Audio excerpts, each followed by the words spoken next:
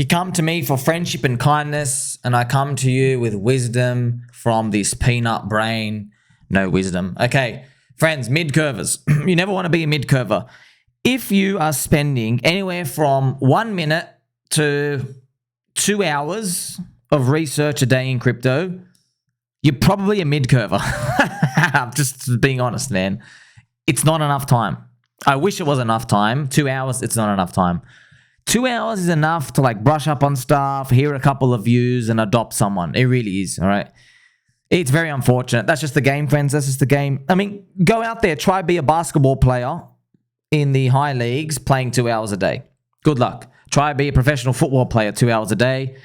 Try get your music hooked up with some record label only playing 2 hours a day. No. It's not enough. You're a mid-curver at that point.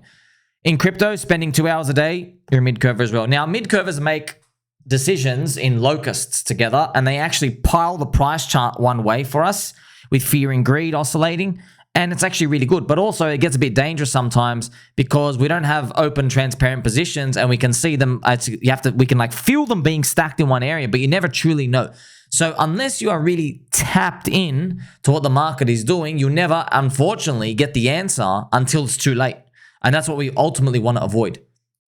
You see, the number one mid-curve trap in crypto right now is the cash flow trap. So friends, if I made like a crypto Bible and I had to write a book, remember I am writing the book pretty much. My whole YouTube channel, my Twitter posts are the book, friends. There is no book out there, okay? So one of the most common traps, friends, is of course, the trap of cash flow.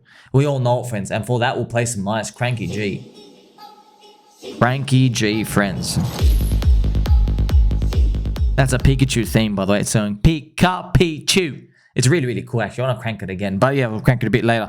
At the end of the day, friends, the cash flow trap, it's very, very powerful. It locks everyone into this wrong mindset. And it's because it's just interesting. Oh, man, it's so fascinating. We're so early to crypto still, friends, because people haven't had this awakening yet. They haven't. Now, why is the mid-curve trap of cash flow, why is it even there? Well, it's because naturally, people in crypto look at crypto from stocks, from equity, because crypto, it's cryptocurrency, right? It's a bit of a commodity and bit of stocks, equity. It's a bit of both. It's a hybrid of both, okay? Now, when we look at stocks, they are cash flow producing vehicles. So when we're like observing them, we see, hey, a company sells a product, they have money in a bank account, and then we have this share, which doesn't actually really give you cash flow access. It just tells you that you do. And theoretically, if you sold everything, you get a bit of like some rights in like 5% of the cases, but 95% of the cases, not really. You can't do anything with the cash flow. You can't change the menu at McDonald's. You can't tell the CEO not to buy that private jet with the company car. You can with the company account, sorry. You can vote on it, but it takes a while. I mean, you don't really have much of a say, do you? And your voice gets watered down, okay? That's pretty much the cash flow chap is going to be introduced from that, friends, because we're looking at this cash flow, and we see in the stock market world that stocks go up when they produce cash flow, and everyone says, oh, well, they're the fundamentals because you're entitled to that cash flow. But in crypto, it's not applicable. Why? Because in the stock market world, you need to rely on like 20 middlemen just to be able to get your cash flow. You really need to rely on them. Not just a little bit. You need to rely on the government. You need to rely on the CEO. You need to rely on all the accountants. You need to rely on the underwriters. Hopefully our solvency accounting auditing firm doesn't come in and take all your money. There's multiple levels of the government. I mean, just so many things. The corrupt SEC. Man, there's heaps of middlemen sitting in between a stock market punter and actually getting access to the cash flow, which is what they want. I mean, it's a long, long process, right? That's crazy, yeah? You have all these accounting methods and everything, man. That's wild. But in crypto, we always say, well, 20 middlemen? No, thank you. Right? So we don't value that. But the truth is, friends, we actually go a bit deeper. So the cash flow producing thing in crypto, it's yin and yang. So on one hand, think about it, the most important meme of all Bitcoin, no need for cash flow, buddy. It's a scarce asset, okay? However, we do know to onboard the rest of the normies, they will come in for stuff that they can see similarities in. They relate to them. And probably they're going to own parts of these companies that, produce a positive cash flow, etc., etc. But really, friends, we don't care about cash flow, man. We have a want that's higher than cash flow. We want real yield. You want to get Bitcoin yield. You want to get paid Ethereum yield. You want to get paid in scarce assets going up. That's what you want. So Midcurvers, friends, Midcurvers think meme coins are useless because they have no cash flow. That's how Midcurvers think, okay? The truth is that hunting cash flow in crypto is actually the mid-curve way of thinking. Why would you want cash flow when the money printer is hyperinflating that useless cash anyway? This is Pepe Apu as a wizard, and this is your friend Swami here, journaling out together in this wild, wild land, this world of crypto. Think about that. Makes sense when you think about it, right? That's why I had this eureka moment is here to share it with you. Why would someone who can clearly see the money printer and the Cantillon effect is paying JP Mosquito, Goldman Slugs, Bank of Anks, City Slug, City Bugs, all the other bug eater, bug worshippers, they all have first dibs on the money printer. And they buy the assets first, right? And then go down the curve. After that, there's a stock market. People buy products, and then the products become cash flow for the company. However, that cash flow, think about it. The cash flow is yield of cash.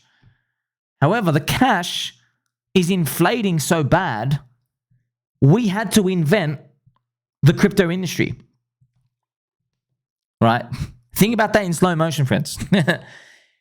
If people truly gave a damn about that cash flow, there would be no crypto industry today.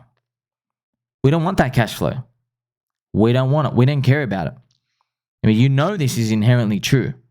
Now, on the surface, like I say, it's a mid-curve trap because people come in, they go, well, we're going to have a business that produces something, produces a product, and it sells it, and then you have a cash flow, you have a flow of cash, and you know what? Maybe they don't even need to store it in cash. Maybe they have to store it in something else. But whatever it is, they have a flow of a business producing something.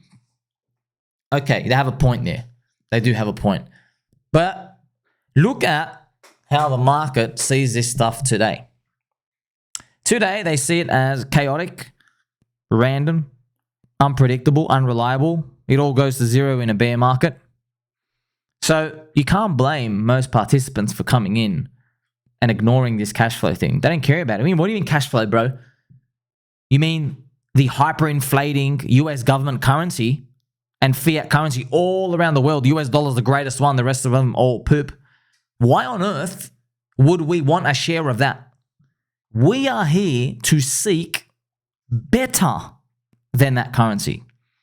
And that's why, my friends, people continuously look for bull market speculation vehicles. Let me put it to you another way. Every bull market is literally fueled by some sort of monetary stimulus by the government. They're always spending. They're always inflating. Always. Money printers on. Maybe the interest rates are accommodative at the start. Some shenanigans are going on to inflate the fiat currency Ponzi even more. Because if it stops inflating, it implodes and everything just basically goes to zero. There's not enough money to wipe out the debts. So as long as this keeps happening, it's basically the on button for the printer. And what is the on button for the printer, friends? That's the global liquidity index, which has been rising. It's got that 2 years up, 2 years down part. Raoul Pal showed the world of crypto that, hey, it's not actually the Bitcoin halvening. We're just linked to the liquidity index. But then take a step further, okay? Liquidity index going up means the money printer's turning on. Okay, if the money printer's turning on, what are they printing? Currency. Okay, take it another step further. All right. Why would it be a good idea to buy into something that's just paying you in a currency flow asset? It's not a good idea at all. That thing is losing value by the minute. I don't want to get paid in. I don't care about that.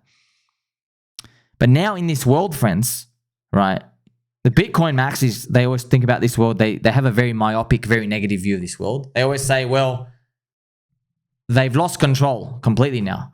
And it's funny, Bitcoin Maxi's friends, they look at all these altcoins and meme coins and everything moving, and they say, okay, this is clear example of the currency's lost the plot now. They've hyperinflated because people have absolutely not even an inkling of respect for cash flow anymore. No one wants anything to do with cash flow in crypto whatsoever. We want stuff that just goes up the most. We want stuff that's the most attractive to get people to throw in their currency units in there, okay?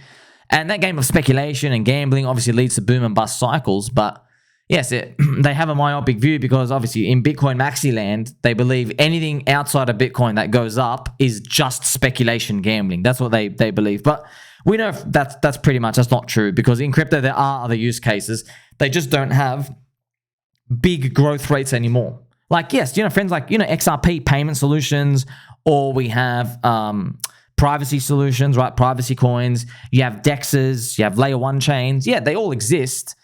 It's just that their growth rates suck, but they do have a value. They do have residual values. Yeah, they might fade away over time, but they do have some sort of piece of the pie of the crypto industry. They're not worth zero.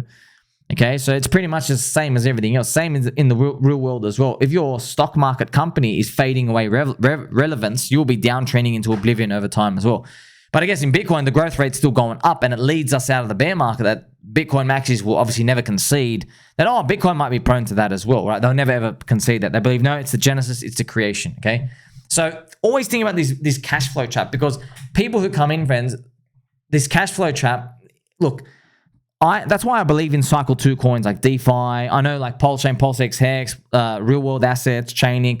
They will have their time to shine. It's probably not going to do thousands of X's or anything, of course, but they will have their time to shine. Why? Because of the mid-curve trap. People will come in and naturally just buy stuff because they think, I need to get a cash flow. I've got to get stuff with more backing and stuff here and there. That's what they're going to be thinking, right? And they're always going to be gravitating towards that by default until what?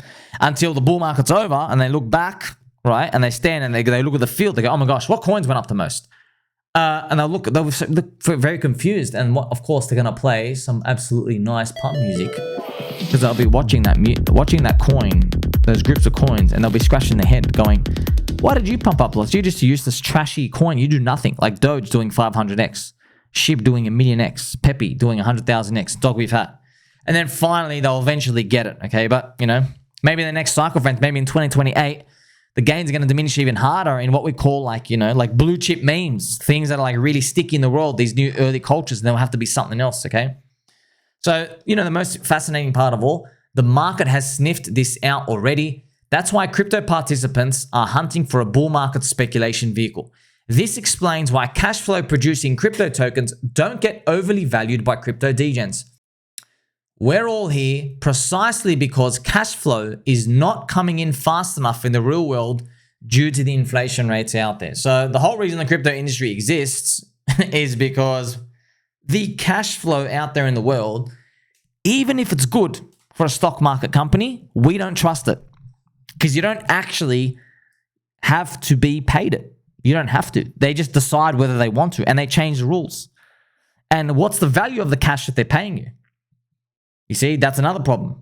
And they can mint and dilute the shares. You see, this is why, friends, crypto is just infinitely superior to stocks. The only advantage stocks have, and by the way, it's a big advantage, is that the large cap stocks have, in US, $60 billion with a B, $60 billion of auto bids every month from people retiring. Basically, everybody who enters the workforce and they're just trying to pay for their 401k, superannuation, they're paying for their retirement. They have forced the DCA buy all these funds. And that's the only advantage they have. That's a giant advantage, by the way. Because just think about it. Like, you're in a system where you're like, okay, we don't care about cash flow, man. It's a new world. It is like a new paradigm, if you will. Not because of the price charts or anything, but it's a new paradigm with how it works. Okay? Because we don't want your cash flow, bro. Your cash flow does nothing. In the stocks, the cash flow can't even do anything. But the cash flow meme, though, in stocks, the cash flow meme is very powerful, friends. Everybody in stocks, that's the game. It's enshrined in there. But if you come and try to apply that to crypto, you get your ass handed to you. You get literally destroyed. You come and get destroyed. That's why people who get it, like us, we truly do get it. And that's when we like, we don't want your currency, man. We have our own one. They're called cryptocurrencies, right? And when you have technology like Uniswap, it makes it makes it all fit together beautiful, because that formula, man, friends, just the liquidity pools, it's the most genius, beautiful creation of all time. Because in the future, people will have, you have wallets on your phones. You can pay in any currency. It just swaps you out, finds a liquidity pool, and just pays in whatever you want. You just hold that as it continues over time. Okay, we've got a long way to go before we get there, right? And that's bearish, because you end up spending your currency. And that's pretty much it. You want to be holding them for the bull market speculation vehicles, okay? So that's why you get to see crypto truly is, friends, it's eating the world, okay? By the way, check out the Home and Alone kid, right? Watching, here you go, it's a Peppy, having fun here. Interesting, right? Now, the cash flow, what do they do? What do they do? That's what, so friends, when people say, what does it do? What does the token do? That's pretty much what they're asking. They're pretty much saying in their brain, is there a business fundamental behind this? Is there something I can rely on? Well, man, your cash flow drops hard in a recession anyway. You know that, right? People, they're buying all your iPhones today. In a recession, they might have to cut back on them, man. Or any of your other products. Apple's obviously a unicorn. Or your other products. It's the same thing. When a recession comes, okay, all people buy are cigarettes. They still shop at the supermarket and they buy alcohol. So there are some sticky stuff, but for the most part, everything gets destroyed. And how do they reinflate it again? They have to print the money. They print currency again and they throw it out there, and there you go. It's crazy how it all works, right? So it's almost like it reveals to you, when you go through this, right, you get it revealed. That's the most important part, friends. This is your conviction to hold. Because every time there's a red candle, you're going to get these skeptics coming in. Well, crypto could be a scam, you know what I mean? As long as people like you keep thinking that, sweet, I'm staying turbo long. But once people finally get it and they start repeating our talking points, and the prices are 55x higher than it is today, we go, all right, there's a problem here. What's that problem? The green candles made you smarter. You should have been thinking about all these talking points, all these principles, all these strategies, mindset. You should have been thinking about this today when the prices are low. Are you taking advantage of them? Make sure you like, subscribe, belly button, all. Don't forget he loves you. Tell mom and dad you love them too. Catch you soon.